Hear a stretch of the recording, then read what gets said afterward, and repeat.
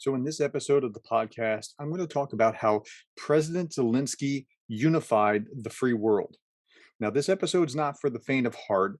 I'm going to be covering a lot of ground. So, if you're more interested in cat videos or makeup tutorials, this is not for you. I'm going to go over about 25 nations, the speeches that he gave to 25 nations, including another half dozen or so from the EU, NATO, UN, European Union, those kind of things. Okay. So that's what's coming up in this episode. Buckle up. You are listening to The Leadersmith, Darren Gertis. Okay, so as I said, I'm going to go over what Zelenskyy did exactly in order to unify the world. Now, this is covering about 300 some odd pages worth of his speeches, and I've read all of his speeches that he posted on the presidential website of the president of Ukraine's website. And I've been faithfully reading them week by week. Now, I've cherry picked the very best of what he said to different nations to show you what his process has been and how he has gone about unifying the nation. So let's start here. He's a great leader in many regards, and I wrote a book about the guy. I think the world of him. He's been a fascinating figure, a great wartime leader. When he said on the second day, Yatut, that means I am here in Ukrainian, Yatut. He said, I did not leave. I am not traitor. I'm explaining that the way that it's on the website or the way it's translated when I'm reading these. I'm not a traitor. My family's still here. We are in Kiev. Now, the trick here is that the Russians thought that they were going to roll right over Kiev and take over the government, establish a puppet government, and in a matter of a couple of days. But because he stayed put, he sent a signal to everybody there on the ground what to do: stay and fight. Now, he also had to do something else very important in order to amass the arms and the support from the rest of the world. He had to speak to all these different nations. And so now, it caught my attention when he first said the reports of the U.S., saying, "Would you want out?" And I need ammunition. I don't need a ride. And I was like, "Whoa, who is this guy?" And I started really, really trying to understand him. So, but beyond that, he did such a masterful job talking to all the different nations. So from March 8th to mid-April or so, he talked to 25, I think it was 27 different parliaments around the world to explain what was going on, what he needed from them. And now he had a certain formula. He generally would do this. He would thank them for what they did so far, and then he would say something that would show how they have commonality, how they're on the same page, how they're the same people. And then he would show how what's going on in Ukraine is it's only the epicenter of what will go on in the rest of either Europe or the rest of the free world if we don't do something about it. And then he would ask them for more, a greater give, a greater ask. I need more weapons. I need more sanctions. I need more such and such. Okay, so that was his policy and his strategy as he was talking to all these different nations. Now I'm going to walk you through them one by one, starting with Great Britain on March 8th. He said this, and I'm going to be quoting a lot here. To Great Britain, they said, "Ukraine did not strive for that. It did not seek greatness, but it became great during these days of the war. Ukraine that saves people despite the terrors of invaders, defends freedom despite the blows of one of the world's largest armies, defends despite the open sky, still open to Russian missiles, aircraft, helicopters. To be or not to be, you know the Shakespearean question well. 13 days ago, this question could still be raised about Ukraine, but not now. Obviously, to be. Obviously, to be free.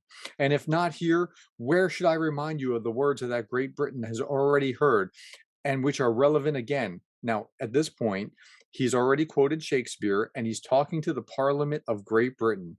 And then he says this: "We shall not give up, and we shall not lose. We shall go the whole way. We shall fight in the seas. We shall fight in the air. We shall defend our land, whatever the cost may be. We shall fight in the woods, on the fields, on the beaches, in the cities, in the villages, in the streets. We shall fight in the hills." Now, he was quoting Churchill, Everyone in that audience knew that he was quoting Winston Churchill, who was saying that in the darkest days of World War II. But then he added this, and I want to add, we shall fight on the spoil tips, on the banks of the Kalamis, and on the Dnieper, and we shall not surrender. Now, please forgive me. I'm not Ukrainian. If I slaughtered the Ukrainian names, and that goes for everything here. If I slaughter the names of places, please forgive me. Okay.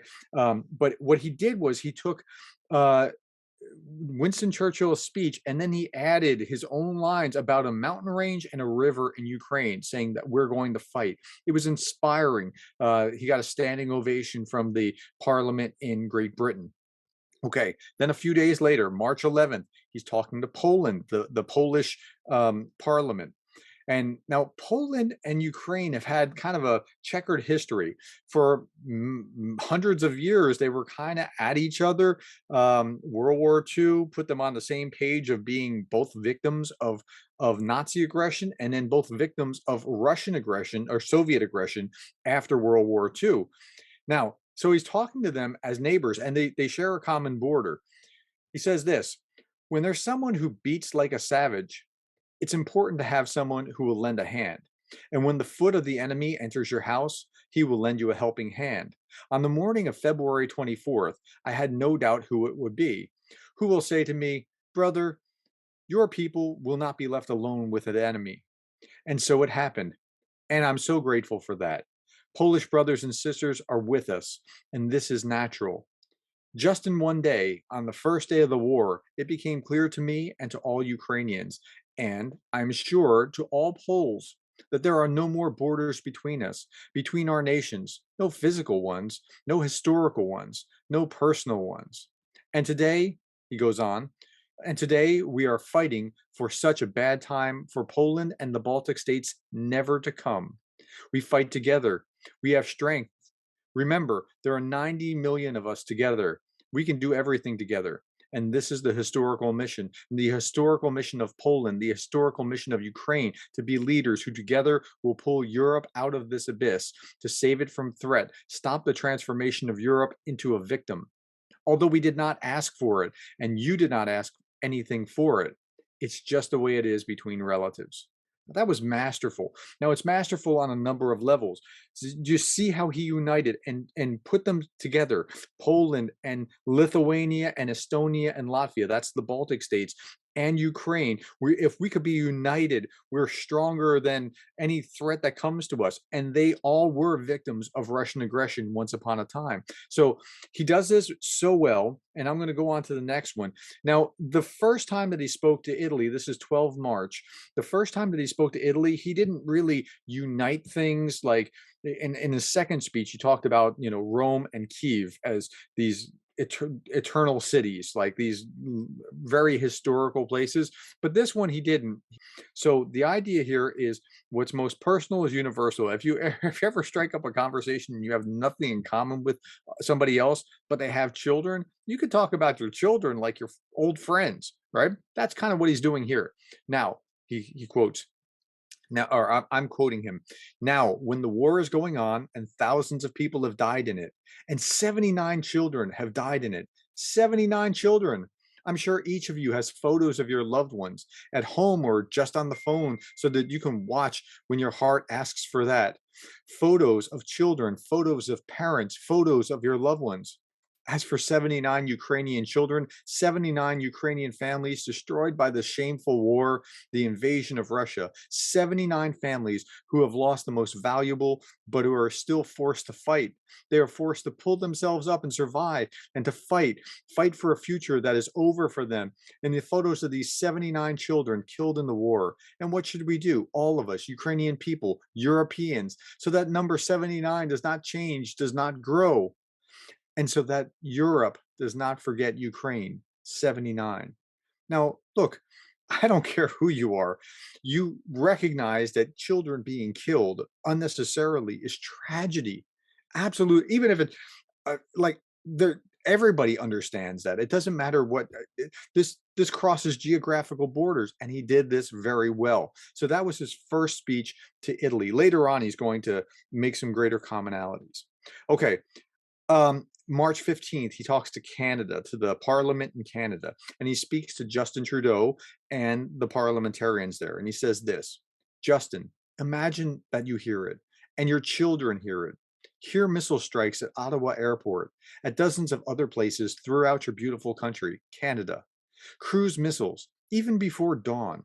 And your children hug you and ask, "What happened, Dad?" And a little bit further, he goes on, they approach Edmonton, imagine, and fire artillery. And they blockade Vancouver, besiege hundreds of thousands of people who remain in that city.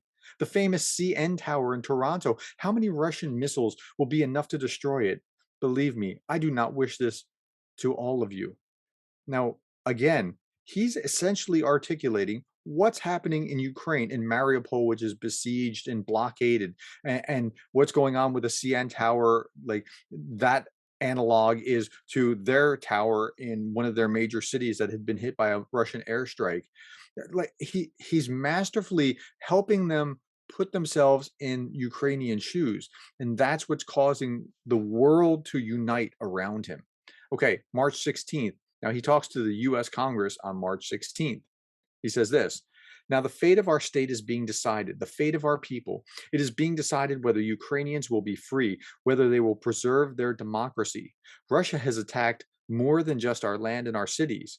It went on a brutal offensive against our values, basic human values. It threw tanks and planes against our freedom, against our right to live freely in our country, choosing our own future, against our desire for happiness. Now, look, as an American, I mean, I'm getting goosebumps just reading this, right? I'm thinking, like, yeah, that's wrong. I mean, you should have the right to be free and to determine what you're going to do yourself. And he's speaking to American values without even like, he wasn't being overt here. Now he gets a little bit more overt.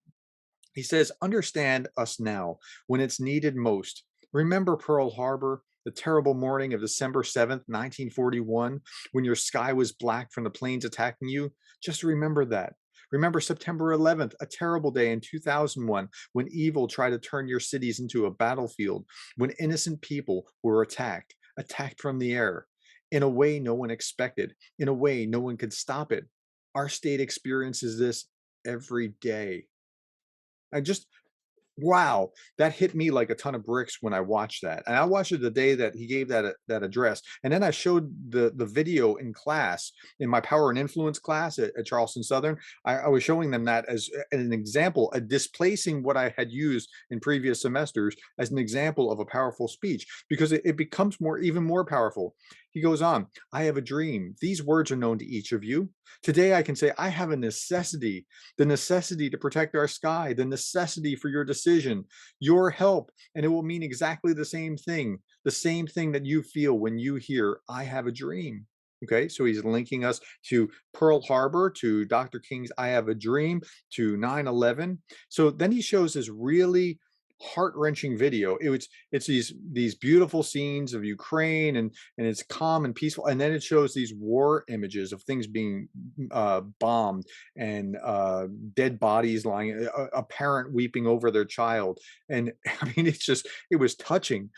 And then after that, the video ends. Now he's been being translated into English. Some translator has been translating his words, and then he starts speaking in English, and he says, and to sum it up, and again in English, he says, to sum it up, today it is not enough to be the leader of the nation. Today it takes to be the leader of the world. Being the leader of the world means being the leader of peace. Peace in your country does not depend anymore only on you and your people. It depends on those next to you, on those who are strong. Strong does not mean big.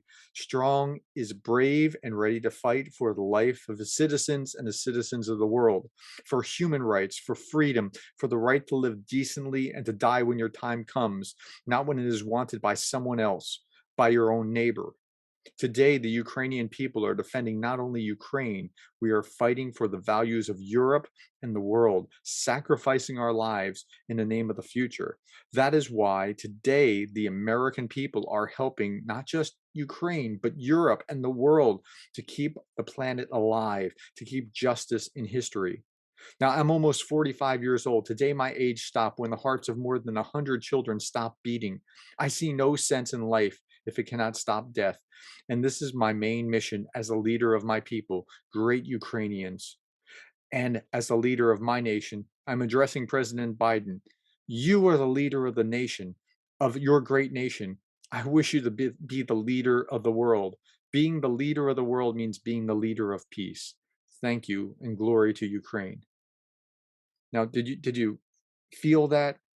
Like if you're listening to that and you feel that that's what he's going for. He's not trying to create an intellectual argument. He's trying to get you to feel what he feels. And he's trying to link what's going on in Ukraine is just the beachhead of what's going to happen in Europe and undermine all of democracy if Russia is allowed to do this. I need you, President Biden. You're the leader of the free world. I need you to be the leader of peace, of helping us to defend peace, defend freedom.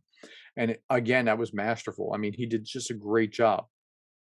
On March 17th, he talks to the German Bundestag. Okay, that's the Germans' parliament, Germany's parliament.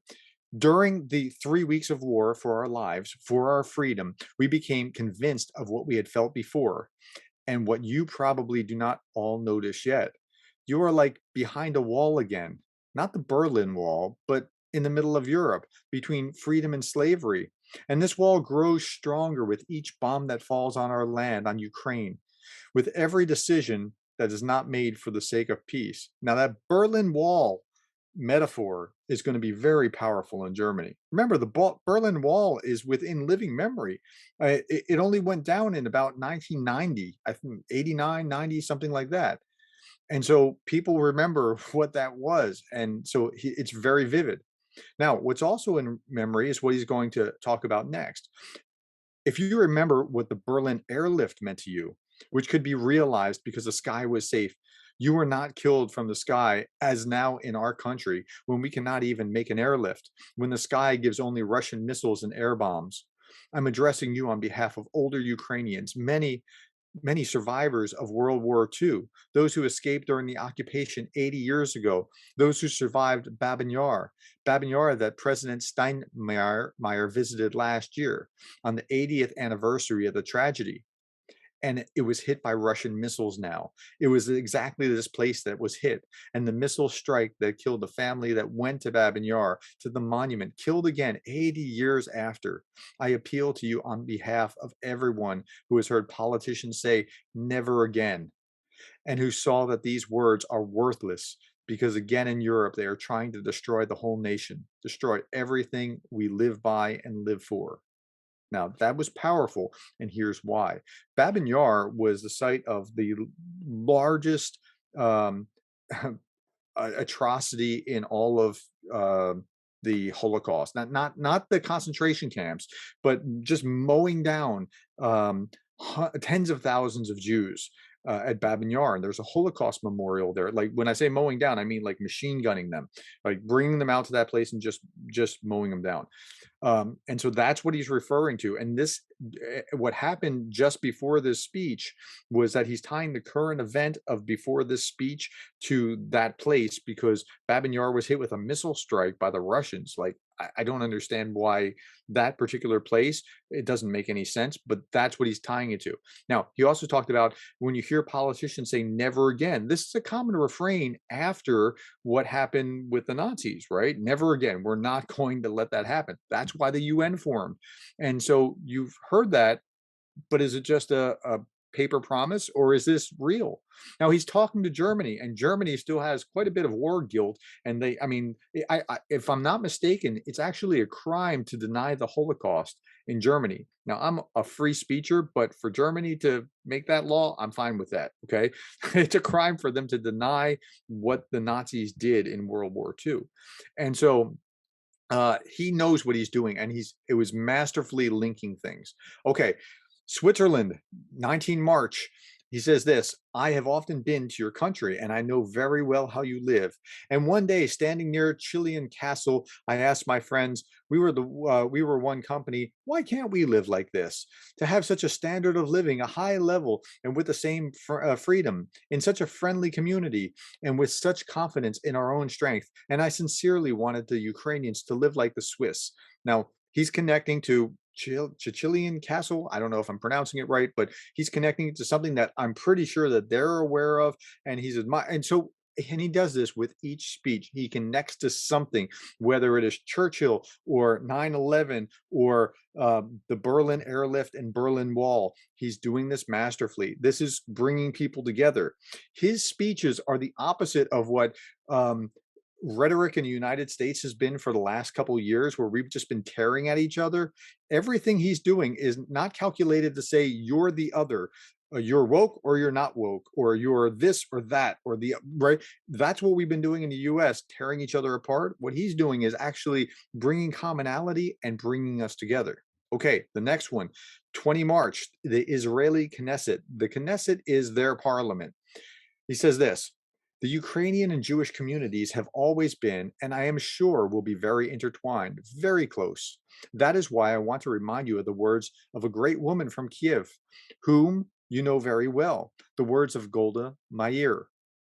They are very famous. Everyone has heard them. Apparently, every Jew, many, many Ukrainians as well, and certainly no less Russians. We intend to remain alive. Our neighbors want to see us dead. This is not a question that leaves much room for compromise. And that's a great quote, because the Israelis understand what it's like to be under constant threat from their neighbors. And so he's trying to link that to the threat of Russia on Ukraine's border. Okay, or within Ukraine's border. Now, he goes on February 24th, 1920, the National Socialist Workers' Party of Germany, NSDAP, which we pronounce that as Nazi party, was founded. A party that took the lives of millions, destroyed entire countries, tried to kill nations. 102 years later, on February 24th, a criminal order was issued to launch a full-scale Russian invasion of Ukraine. The invasion, which has claimed thousands of lives, has left millions homeless, made them exiles. Now that's fascinating. See what he did with the dates? He's connecting the dates, just like he's going to. So Nazis and Russians are doing essentially the same thing. And it happened on this date. He goes on a little bit further. They called it the final solution to the Jewish issue. You will remember that, and I'm sure you'll never forget it. But listen to what is sounding now in Moscow. Hear how these words are said again: final solution. But already in relation, so to speak, to us, to the Ukrainian issue. It sounded openly. This is a tragedy. Once again, it was said at a meeting in Moscow. So he's connecting final solution to what's going on with Nazis to what's going on with the Russians. Continuing, Ukrainians have made their choice. 80 years ago, they rescued Jews. That's why the righteous among the nations are among us. The people of Israel, now you have such a choice. Now, the righteous among the nations are what Israel calls people who have helped Jews escape from the Nazis. And he's saying, hey, look, there are Ukrainians that are counted among these people who have helped Jews escape from the Nazis. And so he's linking and linking and linking. With every speech, he does this. Okay, so I have to stop here. This is the end of part one. We'll go on to part two in the next episode. Thank you for your time. I try to keep these to about 30 minutes, not more than, and that's why I have to pause about here. But come on back for part two, and we'll continue to go through this list.